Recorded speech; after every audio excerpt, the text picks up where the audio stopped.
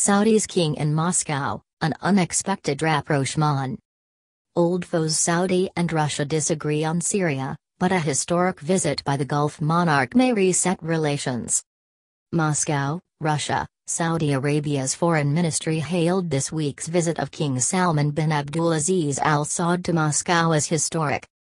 Diplomats rarely mean what they say, and the word is a bit of a cliché in their lexicon. But this time, it may be true. Riyadh and Moscow have been at odds for decades. The two oil superpowers produce almost half of the world's crude, and fiercely compete for market shares. Moscow's efforts that propped up Syrian President Bashar Assad's government have pitted Russia against Saudis and other Sunni Arab states. Yet, in the past year, an unexpected rapprochement between the two nations has been in the making amid Moscow's deteriorating ties with the U.S., and U.S. President Donald Trump's unpredictable policy shifts. Our main hope is that the visit will give a new, powerful impetus to the development of bilateral ties, because the potential of our ties is much richer than the de facto situation, Kremlin spokesman Dmitry Peskov said Friday. A deal on Syria. Saudis no longer demand Assad's immediate removal from power and do not lambaste Russia's military operation that has entered its third year on Saturday. Damascus now claims that 92% of Syria's territory has been liberated from its foes, and Russian airstrikes and unrelenting political backing played a major role. Observers in Moscow claim the king's visit has to do with a region-wide reassessment of political sympathies. 3 years ago, Washington's actions mattered the most, Anatoly Tsiganok, a Moscow-based defense analyst, told Al Jazeera. Now, the situation has changed cardinally, that is why now Middle Eastern nations pay attention to Russia. A Kremlin advisor claims that King Salman's visit is related to the losses pro-Saudi opposition groups suffered in the Syrian war. Opinion: the Russian-Saudi rapprochement and Iran.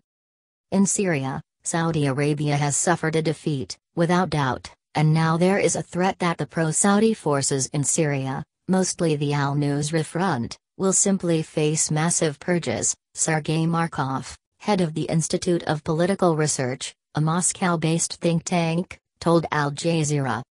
The most important task for the king would be to make sure that all pro-Saudi forces are not destroyed and integrated in post-war Syria, he said. King Salman may further soften his stance on 4 de-escalation zones in Syria that have been announced by Russia, Turkey, and Iran. In turn, Moscow toned down its criticism of Riyadh's military operation in Yemen. Oil prices and overcoming sanctions. In mid-2014, oil price collapsed from above $100 a barrel. Russia and Saudi Arabia predictably panicked, and tried to work out an oil output reduction that would boost the price. But they failed to iron out an action plan, and Russia even pledged to increase production. Meanwhile, American shale crude flooded the markets, and long-term perspectives for traditional hydrocarbon producers started to look gloomy. Last December, Moscow and Riyadh convinced OPEC and 11 non-OPEC nations to reduce their oil exports by 1.8 million barrels per day. Counting the cost, the Oil Markets Rebalancing Act, 25 hours 1 minute. By late September, oil prices rose to $60 a barrel because compliance with the deal was exceptionally good, Moscow-based oil analyst Sergei Kostanov told Al Jazeera. It is very likely that similar accords could be maintained in the future just because they benefited all the participants, he said. Russia's energy minister Alexander Novak repeatedly praised Aramco's interest in various energy projects and even production of liquefied natural gas in the Arctic. Our cooperation with Saudi Arabia has been at a top-flight level, Novak said in July. Arms and atoms. King Salman is also expected to sign a $3.5 billion arms deal in Moscow. Saudi Arabia has long been looking to expand the list of its suppliers beyond the U.S. Russia, the world's second-largest exporter of arms, is ready to sign in. Although no details on the arms deal have been available, Military expert Siganik claims that Riyadh is eager to obtain Russia's ballistic missiles and air defense systems. The systems showed their huge capability in Syria, he said. Russia may also help Saudi Arabia realize its civilian nuclear ambitions. Riyadh wants to become the second nation in the Middle East after Iran to build nuclear power stations, and is ready to spend $80 billion on 16 of them. Rosatom, Russia's state-run nuclear monopoly that helped Tehran complete the Bushehr power station, is trying to ink a deal, but it will have to compete with rivals from France, South Africa, and China. An old rivalry. The dawn of Saudi-Russian ties looked promising.